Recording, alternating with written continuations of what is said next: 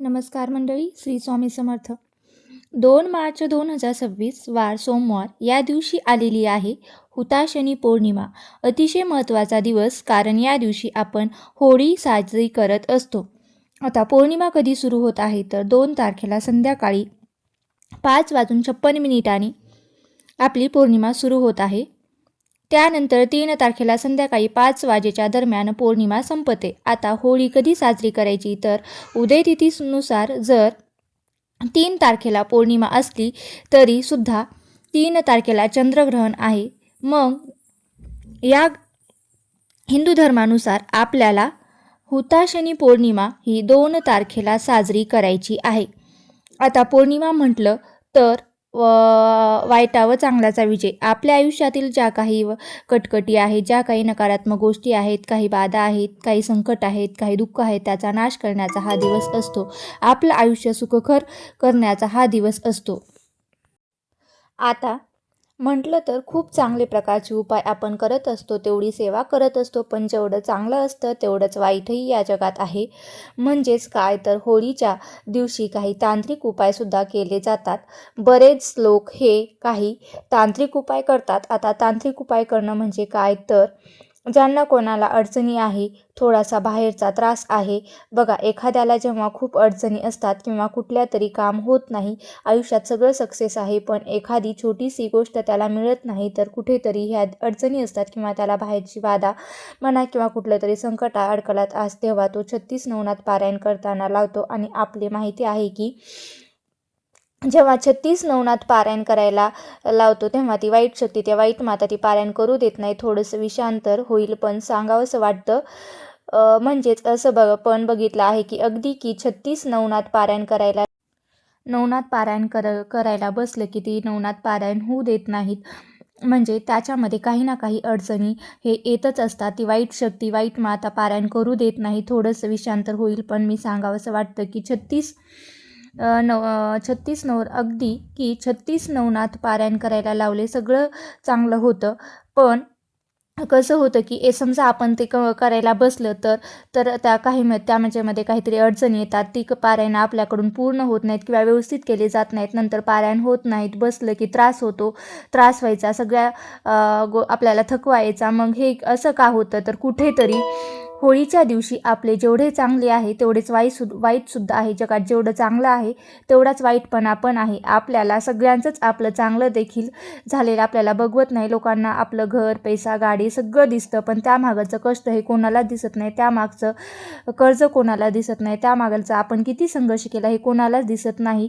त्यामुळे वरच्यावर कुठेतरी त्या लोकांची जळण्याची वृत्ती असते. कुठेतरी कमीपणा असतो की याचंच इतकं चांगलं याचंच का होतं, तर याच्यामुळे एक प्रकारची त्याच्यामध्ये ईर्ष्या निर्माण होते आणि कुठेतरी मग त्याचं रूपांतर त्या समोरच्या व्यक्तीचं वाईट कसं होईल याच्यात होतं.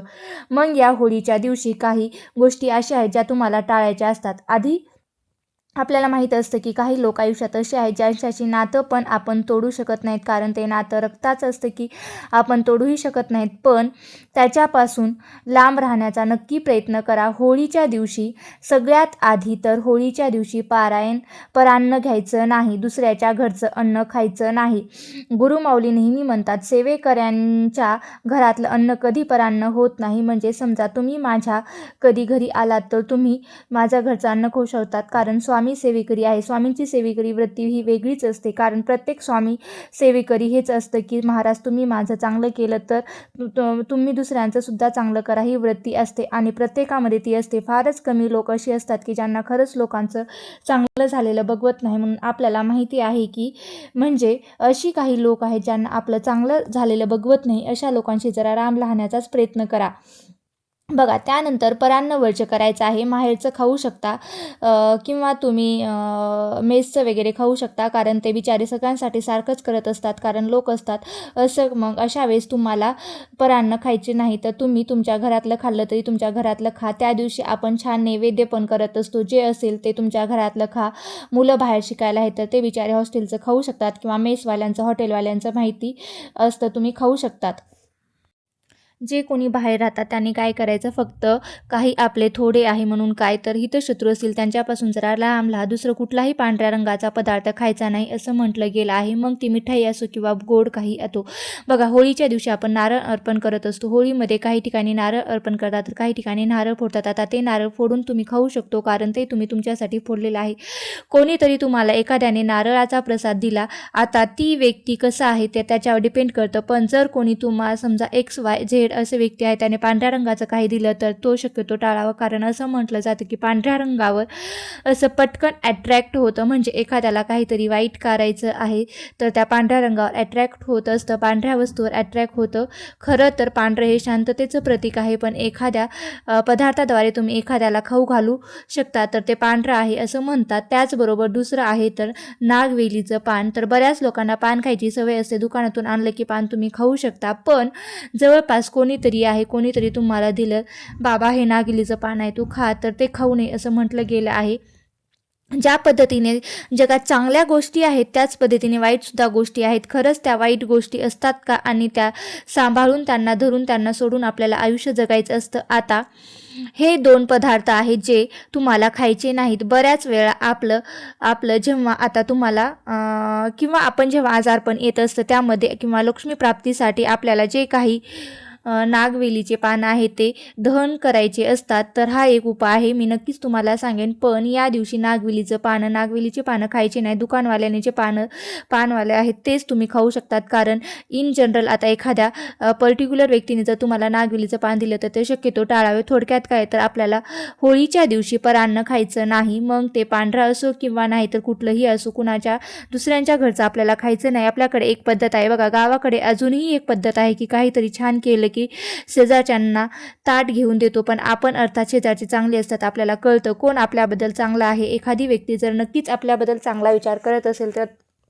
आपण त्याच्या घरचं खायला काही फरक नाही. पण आपल्याबद्दल चांगली अशी वेळ विचार करायचा असेल, पण आपल्या आयुष्यात एखादी तरी असा व्यक्ती असतो की ज्याचा आपल्याला सोबत पटत नाही किंवा ज्याला आपलं काही देखवत नाही, आपलं चांगलं झालेलं बघवत नाही, त्याला आपलं काही चाललेलं चांगलं झालेलं त्याला बघवत नाही. तर अशा लोकांपासून राम राहावं. आपण पिवळी मोहरी आपल्या घरात अमावस्येच्या दिवशी का बरं आपण त्याची सेवा करत असतो, कारण पिवळी मोहरीमध्ये तांत्रिक उपाय करण्यासाठी पिवळी मोहरी वापरली जाते. तसंच पांढरं पदार्थसुद्धा, म्हणजे मग मिठाई असो किंवा काही पांढरे पदार्थ असो, ते सुद्धा तांत्रिक उपायामध्ये वापरले जातात. आपल्याला आयुष्यातील आपल्या घरातील निगेटिव्हिटी काढायची आहे म्हणून आपण पिवळ्या मोहरीचा वापर करतो, पण असं नाही.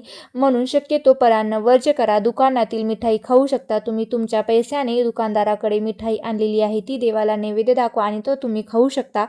पण दुसऱ्यांच्या घरची मिठाई नाही खायची, पांढऱ्या रंगाची, एवढं तुम्हाला पाळायचं आहे.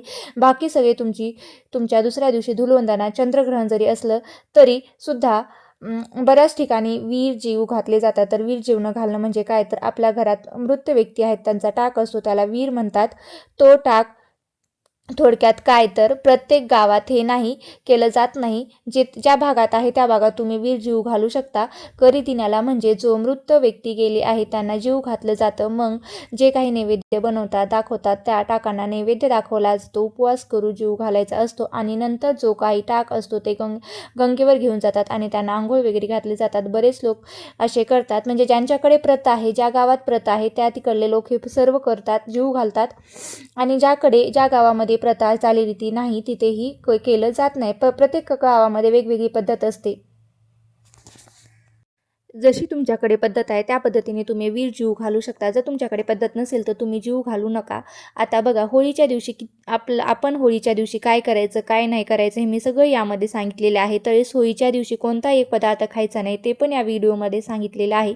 तुम्हाला जर ही माहिती आवडली असेल तर नक्की लाईक करा, शेअर करा आणि चॅनलवरती नवीन असाल तर सबस्क्राईब करायला विसरू नका. श्री स्वामी समर्थ. जय जय स्वामी समर्थ.